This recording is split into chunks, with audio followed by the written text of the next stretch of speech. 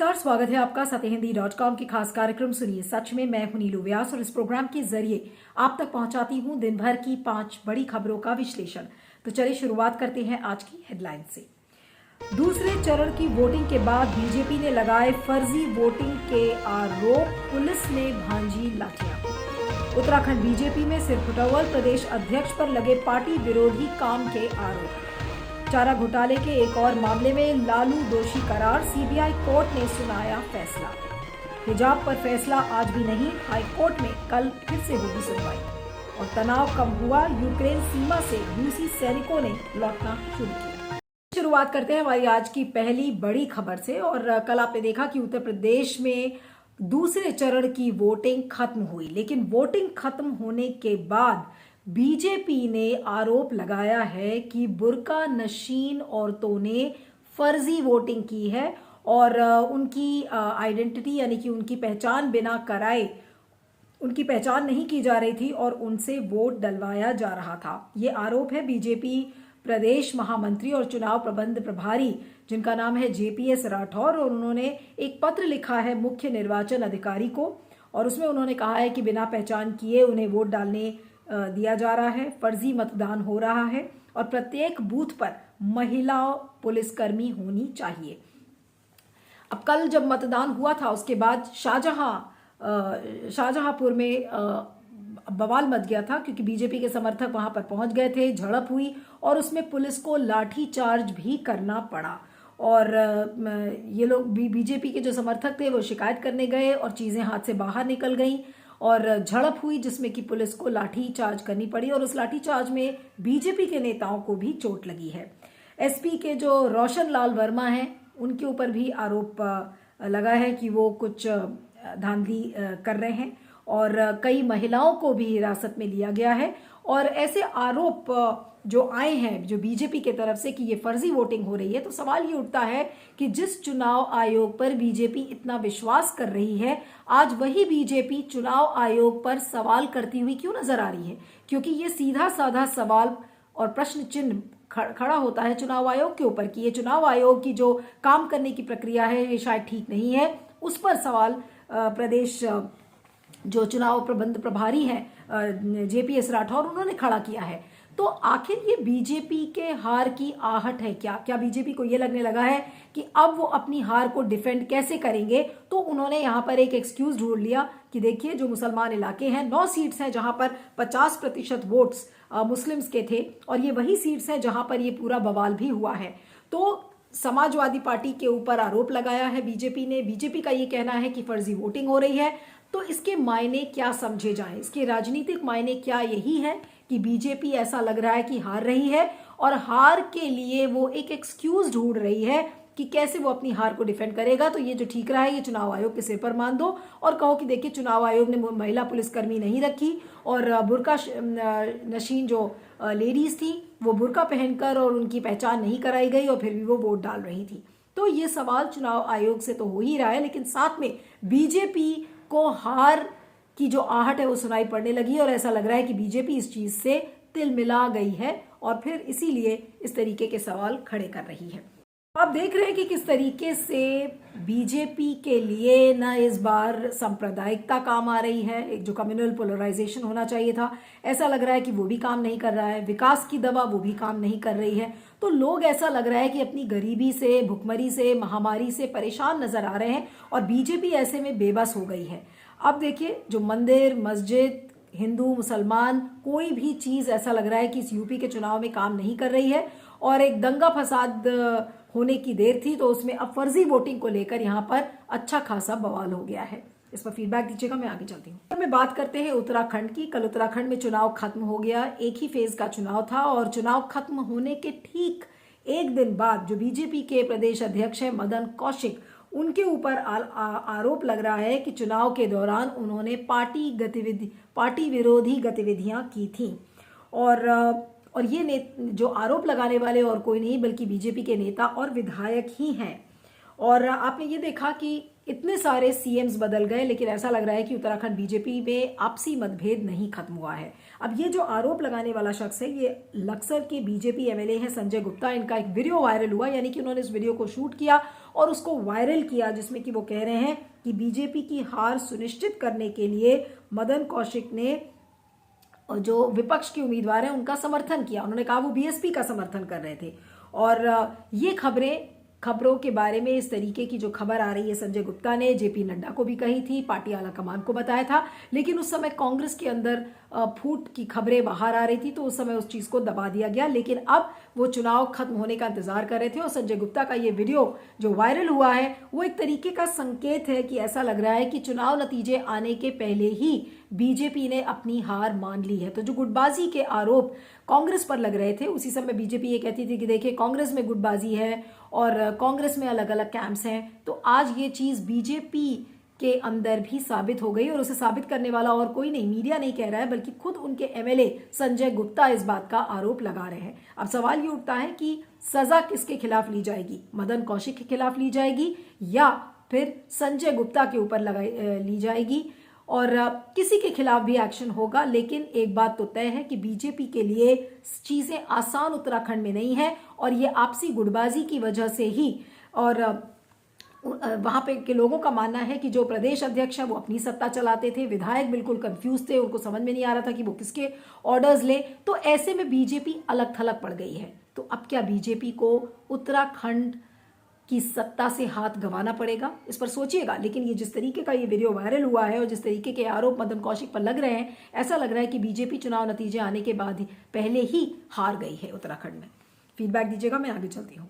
खबर में अब बात करते हैं आरजेडी प्रमुख लालू प्रसाद यादव की। जी हां, चारा घोटाले के डोरंडा केस में आज वो एक बार फिर से दोषी करार हुए और इसके पहले जो चारा घोटाले के 4 केसेस थे उसमें उनको लंबी सजा ऑलरेडी हो गई थी और आज डोरंडा कोषागार वाले मामले में उन्हें फिर से दोषी करार किया गया है। डोरंडा कोषागार से 139 करोड़ की अवैध निकासी का ये पूरा मामला था, जिसमें कि आज ये फैसला रांची की जो स्पेशल सीबीआई कोर्ट है उसने ये फैसला सुनाया है और सजा का जो ऐलान है वो 21 फरवरी को होगा। लेकिन लालू प्रसाद यादव की तबीयत ठीक नहीं है, इसलिए उन्हें रिम्स में तुरंत शिफ्ट किया गया और कोर्ट ने ये कहा है कि 21 फरवरी तक उन्हें राहत दी जाएगी।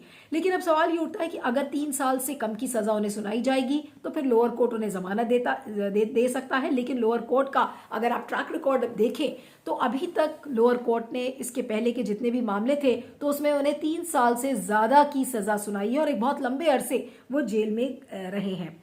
तो सवाल ये उठता है कि 21 फरवरी तक तो लालू प्रसाद को छूट है, वो हॉस्पिटल में है, उनकी तबीयत ठीक नहीं है, लेकिन उसके बाद कितने साल की सजा सुनाई जाती है? एक बार फिर से लालू प्रसाद के भविष्य को फिर से ऐसा लग रहा है कि बट्टा लग गया है और उनके जेल में रहने से या फिर उनके पार्टी की जो सक्रियता है उसमें हिस्सा न लेने से आरजेडी को इसका काफी नुकसान हो सकता है। आज सुशील मोदी जो कि बीजेपी के राज्यसभा एमपी हैं, तो उन्होंने कहा कि उन्होंने जैसा किया था वैसे ही उन्होंने फल पाया और पब्लिक के पैसे की लूट की है और ये चीजें सामने नहीं आती। लालू प्रसाद उसको बिल्कुल ढकना चाहते थे इस पूरे मामले को, लेकिन पटना हाईकोर्ट के इंटरवेंशन के बाद ये सारी चीजें सामने आई हैं। तो जो पब्लिक का पैसा है वो कहीं जाता नहीं है और अगर आपने पब्लिक का पैसा लूटा है या उसकी चोरी की है तो कभी ना कभी उसके बारे में पता जरूर चलता है। अब कई लोगों को आरजेडी के बारे में सोचकर थोड़ा सा सहानुभूति भी होती है कि लालू प्रसाद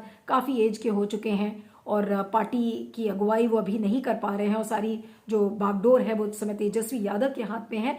लेकिन लालू प्रसाद का चारा घोटाले में नाम आना अपने आप में ही आरजेडी के लिए सवाल खड़े करता है कि आरजेडी की विश्वसनीयता पर सवाल खड़ा करता है कि आरजेडी एक ऐसी पार्टी है जो कि भ्रष्टाचारी पार्टी है। तेजस्वी के फादर यानी कि लालू प्रसाद की अगर हम बात करें तो चारा घोटाले में वो आरोपी हैं। तो इस चीज से आरजेडी अपना जो दामन है वो कैसे साफ कर पाएगी जो पहले के आरोप लगे हैं। और ये आरजेडी के लिए अभी ही नहीं बल्कि भविष्य में भी ये मुश्किलें खड़ी कर सकते हैं। लेकिन फिलहाल लालू प्रसाद के लिए ये मुश्किल की घड़ी है और साथ में पूरे आरजेडी के लिए भी इससे ज्यादा बड़ी मुश्किल की घड़ी नहीं हो सकती थी। इस पर फीडबैक दीजिएगा, मैं आगे चलती हूँ। खबर में बात करते हैं कर्नाटका हाईकोर्ट में चल रही हिजाब के विवाद को लेकर जो सुनवाई चल रही है उससे ये जुड़ी हुई खबर है।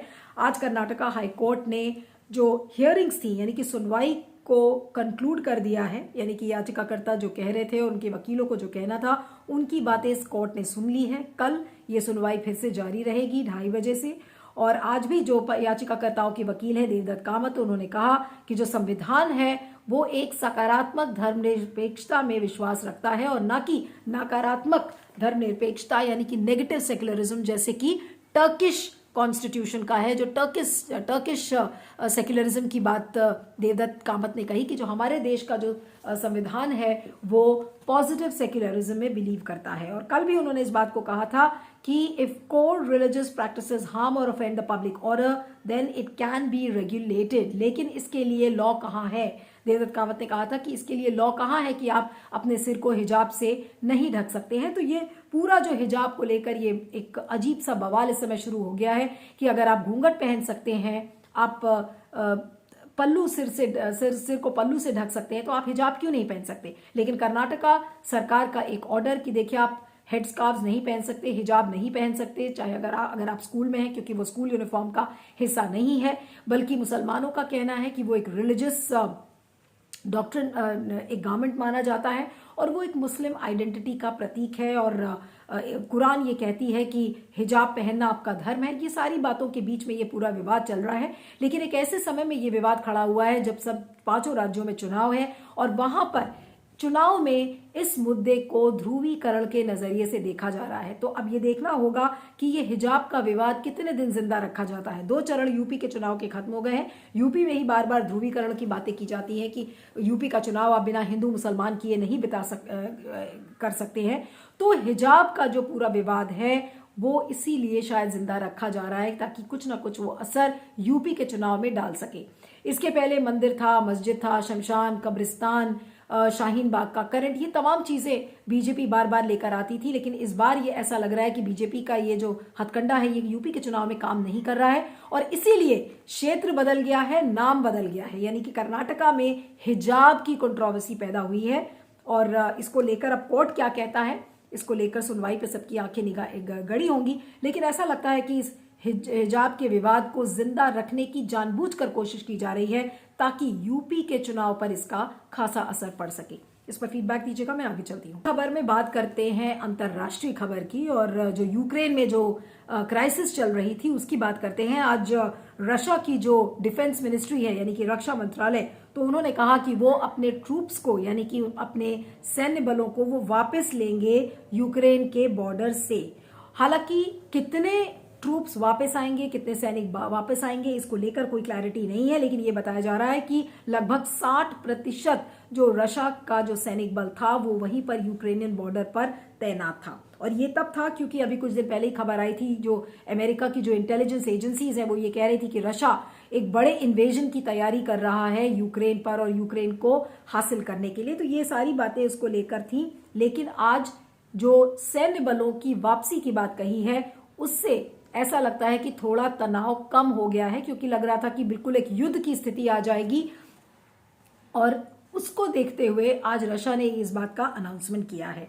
लेकिन आपको बता दें कि जो ये सदर्न और वेस्टर्न मिलिट्री डिस्ट्रिक्ट्स हैं यहां से ये कुछ वीडियोस भी वायरल हुए थे जिसमें कि ट्रक्स और जो ट्रेन्स हैं वो अपने सैन्य बलों को लेकर वापस लौट रही हैं अपने गैरिसन्स में। और जो यूक्रेन के फॉरेन मिनिस्टर हैं उन्होंने कहा है कि रशिया की तरफ से बहुत सारे स्टेटमेंट्स आ रहे हैं लेकिन हमारे पास भी रूल ऑफ लॉ है, ऐसा यूक्रेनियन फॉरेन मिनिस्टर का कहना है। एंड उन्होंने ब्लेम किया और सारा आरोप उन्होंने रशिया पर लगाया और वेस्टर्न कंट्रीज पर कि इस विवाद की जड़ ये पश्चिमी जो देश हैं वो और रशिया है।